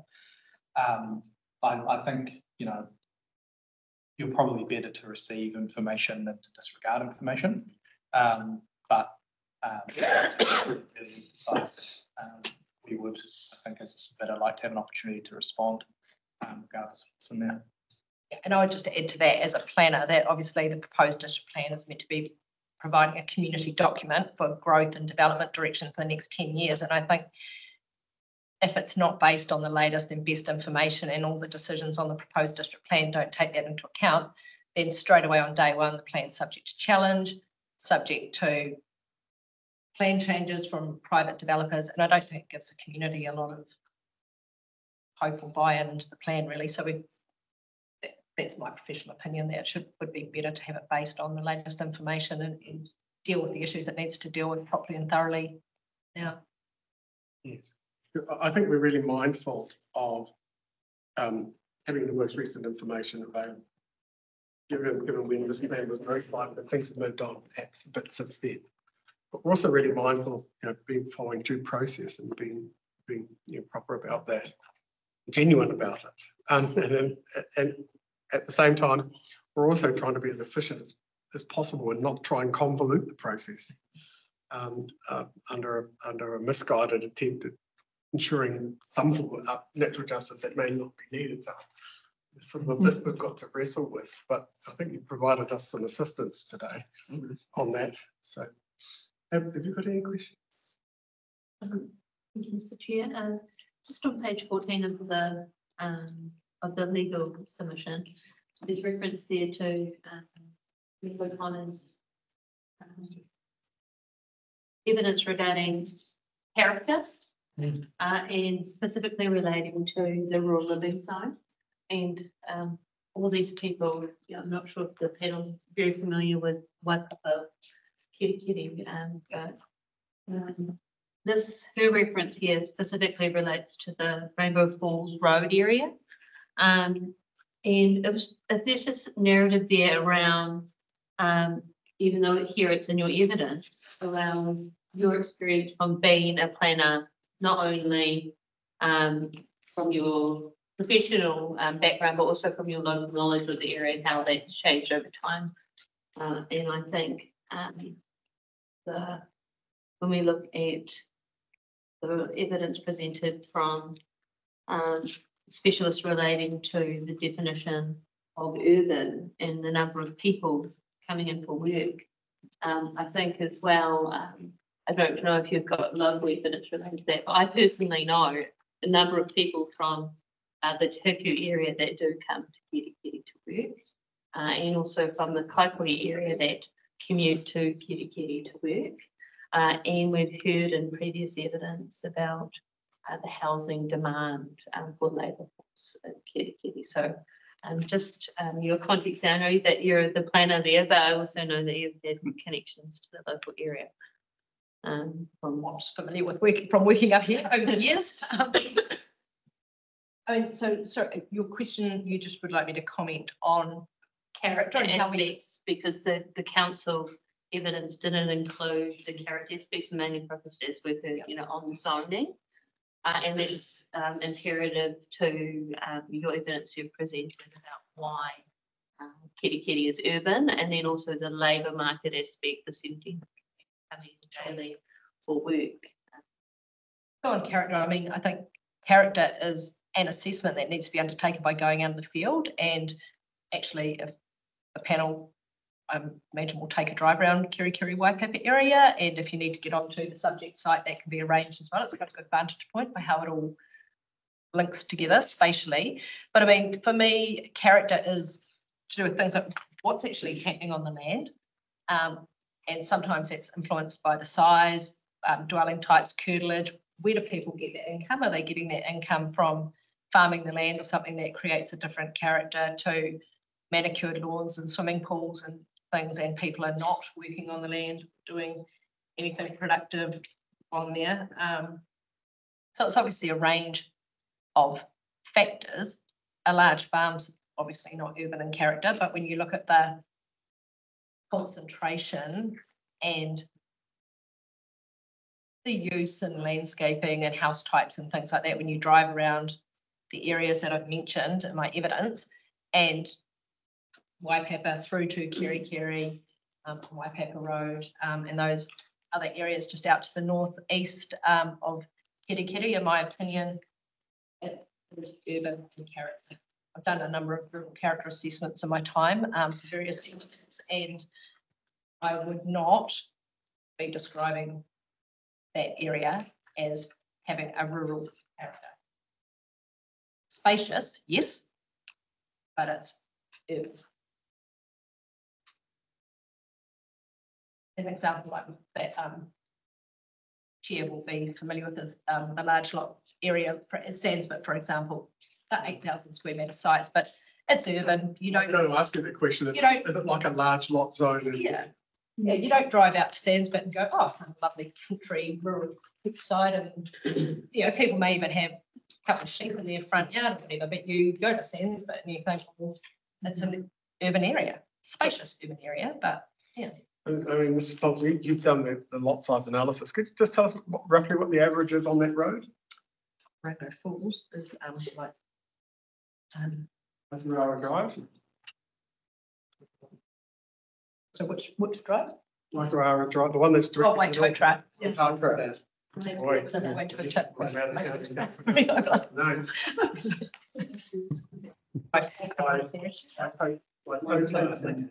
Waikato, there I'm an expert. Oh,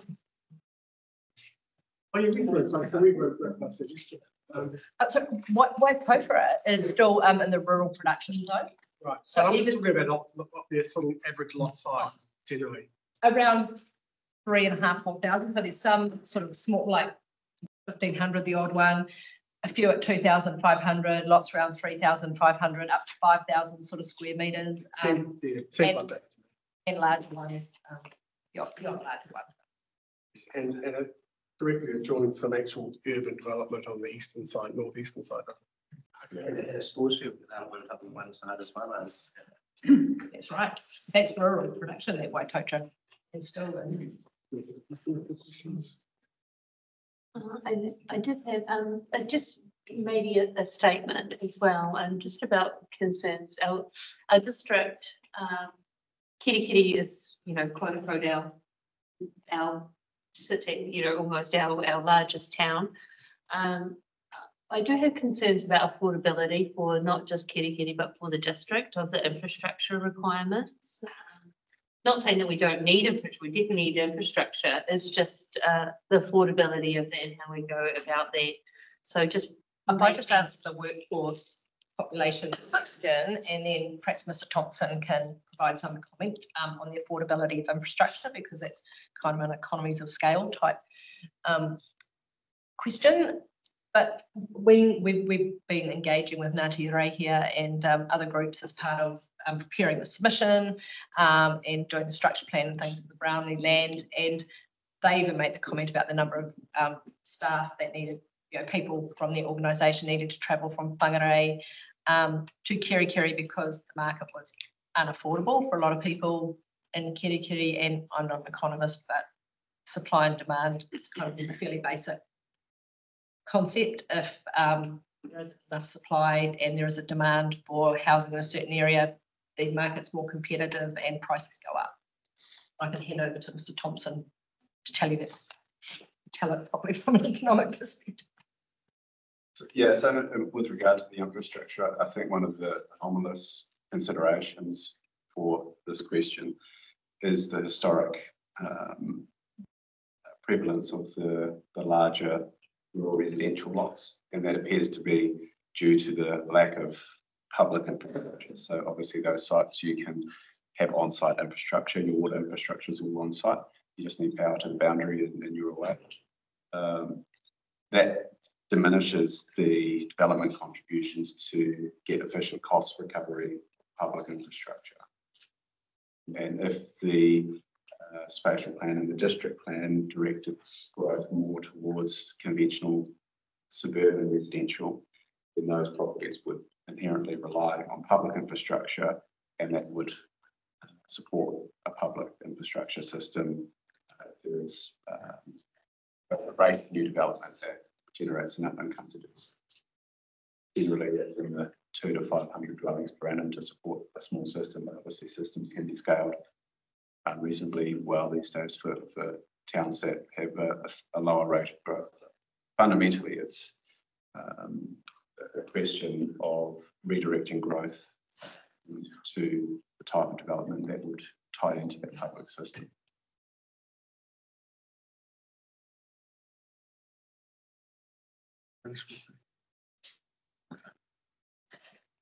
Good, I was a little bit confused for a long time listening, because I kept thinking of Orange Juice Company, but that's a transition and you kept the name. Is that what's happened? I don't know. I'll do for Steve, but yes, that's what happened. Yeah. I think. So Yeah, that's right. it's changed.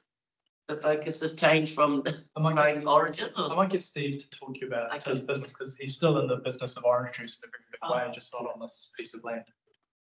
Oh yeah, my business is growing oranges in New Zealand and manufacturing fresh orange juice. We can produce homegrown juice. It's in a white bottle. You'll probably see it in the supermarkets up there. We're the largest grower of oranges and the largest chilled juice company in New Zealand. This is how we ended up in Kirikiri. Because I just wanted to ask, are you impacted by the immigrant workers from Vanuatu at all? No, not really, but there is a better labour market down here these days. Through COVID was really quite tough. Yeah, kia ora. Okay, so your orange company has also moved into housing development? That's what I was. Yeah, that's getting- right. Yeah. Okay, kia ora. And we were was wonderful to have the hapu come in here to a council meeting and talk about their support for the Kirikiri Waipapa spatial plan. But and I'm not being disrespectful, but I know the majority of the whānau in that Patukuria group are very low on resources. And I know if you're talking about moving into the housing in whatever form, I wonder if anybody ever asked them, would they like housing on Papakainga? Because sometimes people focus on urban areas, but really hapu, a lot of hapu still want to build homes on their own area. And we're talking about inside Kirikiri, Waipapa, Tākau Bay, places like that, Titi. I don't know, would you, see, I'm not hung up about you guys, Kirikiri being designated urban if you meet a certain criteria. But I know we had a paper here about a month ago saying that it should stay whatever it is now. So, you know, I have to go back and rethink that one. But would your company consider that instead of just building homes? I'm imagining, is it affordable homes, social homes? Oh, it's a mix of different styles of housing. Yeah, we're open to considering anything. But Yes. also, so I can, there's been ongoing engagement with various community groups, but also Ngāti Rehia is They're one of the 9 hapus. yes. Mm. Yeah. So there has been that engagement, and I guess at this stage we are through the more detailed submission just asking for urban zoning, but I know there's been discussions around employment and assistance with various projects and for ongoing involvement, but I guess that's such a long way down the track. At present we don't. I'd just like to ask your company and whoever, anybody else who's in this business, to think about them, because quite often our people are brought out to give tautoko, but nothing ever goes back. It could be a road into the kāinga, it could be a number of things like I mean, we heard a submission before, but you know, nobody ever thinks about offering to do 1.2 k's of roading, sealed roading, so that people can actually get to there. Just something to think about. That's all. Kia ora. Okay, Ms. O'Connor, I've just got one more forensic type question. I just realised I'd written this down, I hadn't asked. You refer to your slides, your presentation slides in attachment C, and that's when you had those differing population numbers. And you refer to 17,316 in one and growing to 23,866. And I think you're referencing a council. That was where you're referencing a council document. What I'd like to, and I'm happy to ask the council officers this question, but I'll put it to you first. Where did those figures come from? My honest answer is I have absolutely no idea where those figures come from, so that would be good to ask the council officers, but that is what they're stated in the Kirikiri Waipapa plan, and I know that council uses infometrics for population data and things, so I guess I've assumed that there's been some more updated assessment or technical report or something that has assisted the council as a technical input to the spatial plan, which would be fairly standard procedure. I've seen that, maybe Mr. Thompson has, but that is the figure. And Mr. Thompson attended the public workshop on that document. I was unable to attend because I had another hearing, but that's why I've attached the slides to my evidence, because that figure is stated in the council do Mr. Thompson, do you know where it came from? I don't know the source of the number, but I can speculate with some accuracy as to why the number's so different. It would be the geographic boundary. Okay. Well, I mean, if council officers have the answer now, we're happy to hear it. Otherwise, you could give it to us tomorrow and you do your summary. Yes, what was just said is the correct reasonably figures differ. So when the roughly over $17,000 figure was put in that presentation, that was based on SA2 boundaries. So rather than based on the Kirikiri spatial plan area, it went much broader, and therefore it captured a larger population. Right. And is it larger than the area that Mr. Thompson defined? Well, it would be because of the number that. I've just been in a chat with the members of the spatial team, and I just asked for some direction as to what figure they would probably say is a sound figure based on spatial plan area, and they would say you'd be looking at 14,000. But I would like to highlight that's the spatial plan area. It's not when we're talking about urban, and regardless of where we fall on what urban is, that's obviously a huge rural area as well. Spatial. We've got a lot of definitions of urban, haven't we? Okay, I'm sorry, Commissioner Foy has another question. Sorry. Sorry, just my last question. I'm not sure if you're here earlier today, but I had asked a similar question about how another housing presentation that we had about Kirikiri, and they had highlighted in their submission the lack of affordable housing in Kirikiri. I think it's Kairos Trust. Kairos. Yeah. It was a specific submission, and I asked a similar question. I asked this to you today because I realised that the cost to build a building is similar, if not the same as in Kirikiri it is to build in Kaikohe. But the market in Kaikohe and Kirikiri is very different. So that there will be, I haven't actually seen the report that will get presented to us very soon, but the market in Kirikiri and the baseline amount that it costs to build a house can either warrant you to build because it meets the market, compared to Kaikohe. If you build a house that will cost the same as in Kirikiri, you might have overcapitalised because of the cost that you will never be able to meet the market. So completely separate. In Kaikohe, the area we also have Doubtless Bay, which is the fastest growing area, it's only second to Kirikiri. So it'd be interesting to have that discussion about urban environments as well for the district and in the context of your submission. Do you have any narrative, I guess, from an economic perspective, in referring to that point, and because there are assumptions in these reports about the number of houses that will be built, but the building of houses will always relate to the market itself and that opportunity cost of where you build that house, and if you have demand based on that market. Yeah, that's a good point. If you have a town where the prices are quite low, it is hard to build a new house and get that to work, because you may have an average price of say 300,000 for a nice existing house, but building a brand new house with new materials and all of the costs associated with a brand new house can result in a price that is let's say $600,000 hypothetically, and perhaps no one would pay that amount of money for a new house in that location. So housing does tend to gravitate towards locations that are higher prices because there's more scope for profit.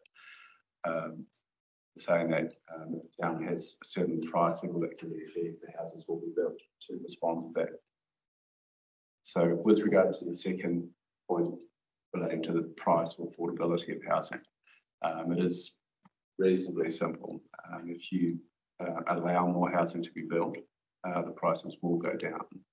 That will flow across the district, not location by location. It's a district-wide outcome that you can achieve if there is sufficient land for development.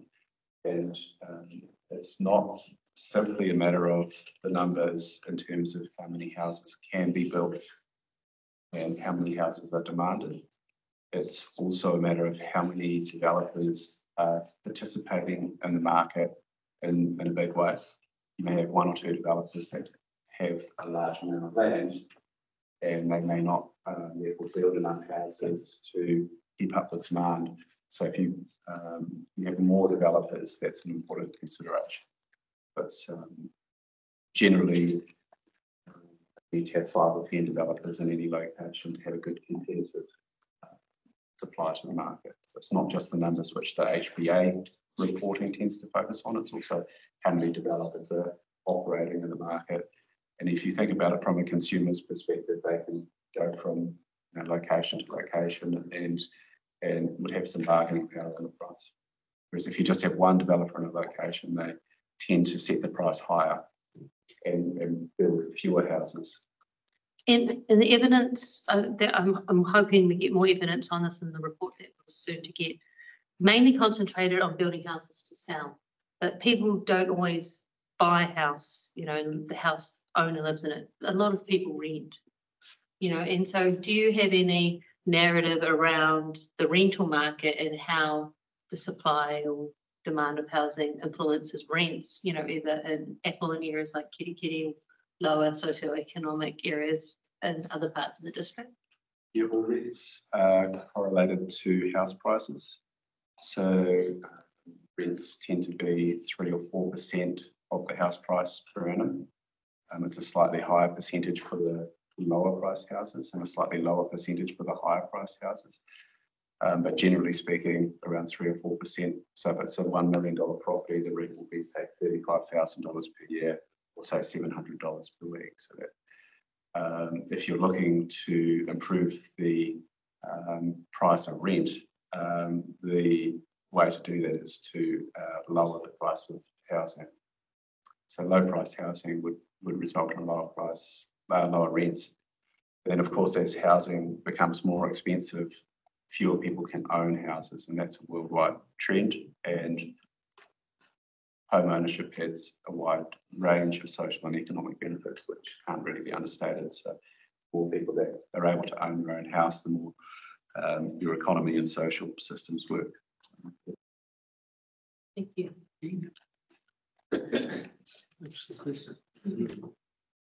Okay, well, thank you very much. I don't think we have any further questions for you. It's been a really interesting presentation of evidence. Mr. Brownlee, I suppose we should give you an opportunity. Have you anything further to say, since that you are the submitter and to be here? Well, one thing I don't think we've covered that well is greenfield housing delivers a lower cost per house. Is that correct, Mr. Thompson? Yes, that is correct. It's around 20. Seems like most of the growth in Kirikiri is going to be based on subdividing sections, which is delivers a higher cost house than a greenfield development. Yeah, and I think we just want to clarify that point too, that when you were talking about housing costs before, you're talking about the land component as well as. Yes, the price of land is yeah. The price of land is the main variable that changes from town to town that influences the end house price. So a section in Kirikiri may be $400,000, and at that starting point, it's very hard to deliver a low-priced house. So the house would be, say, $800,000 or $900,000 by the time it's built. So the real key is getting sections to the market at a low price, say $150,000 or $200,000, which is achievable. If you have a good market, then the house prices will be $500,000 to $600,000 for a modest family home. And with greenfield, you get economies of scale, which enable houses to be supplied to the market, lots and houses to be supplied to the market around 20 or 25% cheaper than infill housing, just because of the scale of what's going on. Okay. Do you have any concluding comments? Nothing exciting for me, no. Thank you. That's the case. But just to reiterate what Ms. O'Connor said, we do encourage you, obviously, but particularly members of the panel that aren't as familiar with the Kirikiri area, to travel around it. It certainly is worth having a look, particularly at those rural residential pockets. And if you would like to get out to the Brownlee site, it is worthwhile doing. You can't really appreciate that well just driving past it, how well located it is in terms of proximity to other features. But that may be something you want to do down the track. Yeah, I think it would be good. Would you think it's a very generous offer, something we'll like to take up? whether it's the residential section or the rezoning section or both, potentially. Great, well, thanks again for your evidence and your answers to our questions today. And thanks to you, Mr. Brownlee, for your attendance. Thank you. Thank you. Thank you. And that brings us to the end of today's submission. So we will also be adjourning now until tomorrow morning. That's a meeting. Oh, it's closing karakia. Thank you, Mr. Chair. Unihia ki te uru tapu nui, ki wātea, ki māma, te nākau, te tinana, te wairoa, ki te ara, takatū, ko I rā, e rongo, whakaira, ake ki rongo, kia tina, huie, ki. Kia ora. Yes. Thanks.